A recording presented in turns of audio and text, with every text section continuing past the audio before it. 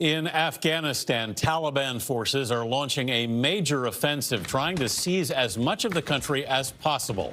This comes as U.S. troops begin to pull out of the country after nearly 20 years of fighting. Afghanistan is one of many topics Robert Gates discusses in his book, Exercise of Power: American Failures, Successes, and a New Path Forward in the Post-Cold War World. It's now out in paperback. Gates served as Defense Secretary under former Presidents George W. Bush and Barack Obama, and joins us first on CBS This Morning. Good morning, Mr. Secretary. Thanks for being with us. Good morning. My pleasure. You famously said in your memoir, sir, that Mr. Biden has been wrong on nearly every major foreign policy and national security issue over the last 4 decades. Is he wrong on this one, too? Not necessarily. I think I would have probably agreed with Secretary Austin and the Joint Chiefs in recommending keeping a small group of 2,500 or so U.S. forces just to bolster the Afghan forces. But the truth is, even with those forces there, as you've just pointed out, the Taliban are making increasing gains in Afghanistan. They control more and more of the countryside with each passing day. You know, of all the possible endings in this situation, a happy one is probably the least likely. And I think right now, the decision that has to be made and is critical is to continue economic and military assistance, meaning security assistance, to the Afghan government. You know, the Soviet-installed government of Najibullah lasted for 3 years after the Soviets left. And it was only when the Soviet Union collapsed and all that military and economic assistance stopped that the Najibullah government collapsed. So it's really important now that the president's made this decision, which I think is a reasonable decision under the circumstances, to keep the economic and security assistance flowing to Afghanistan, both from ourselves and our allies. That's the only prayer I think this government in Afghanistan has. At the same time, you write that Afghanistan can hardly be considered a success story. Is there anything we can, for us, is there anything we can do to make it a success story?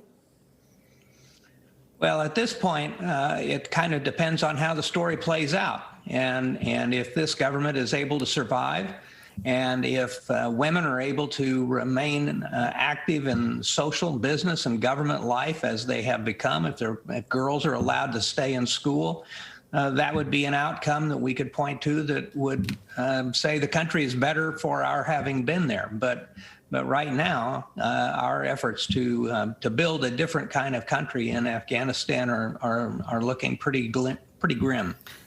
Secretary Gates, it's good to see you again. You have called President Trump a divider in the country, but he's still a very key figure in the Republican Party, and now the Republican Party appears to be very deeply divided as well.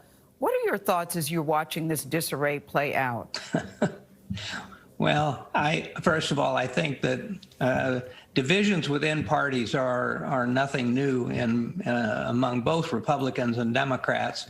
And those divisions can be healthy as long as they're focused on programs and policies. It's when you get focused on personalities that I think these differences have the potential to become a kind of a circular firing squad. And I don't think that does the party any good at all. But these divisions don't seem also to be based on facts. You know that old saying, everyone's entitled to your opinion, but you're not entitled to your facts, your own set of facts. And the point is that there are still many people who believe that this election was not fair and square. Well, that's troubling. I mean, maybe that's an understatement, but we've got to start at some point from the same understanding of reality. Now, how to affect that reality is and change it is what politics are all about. But if you don't understand the situation you're in and the factual circumstances that got you to where you are, I think you're behind the 8 ball. Should the president get former President Trump, get his Facebook privileges back? The decision's going to be released today. Well, that's up to that Facebook board. That's above my pay grade. No, it's not. You know what? If you wanted to be on that board, they are looking for additional members. They want to get up to 40. I think you could probably have a seat. But, let's switch gears to another matter you could say is of compelling public interest, and that is, and I say it with a bit of a smile, UFOs. The Pentagon, which you used to run, is set to put a report out on UFOs next month. How serious is this within the military world? Are they real? What are your thoughts on the subject overall?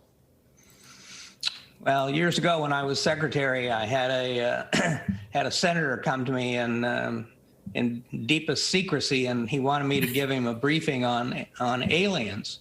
And I said, well, CIA doesn't handle immigrants. And he said, no, I mean aliens. And I said, oh, you mean aliens? And he said, yes. And I said, and I courageously answered, well, that's the Air Force's problem.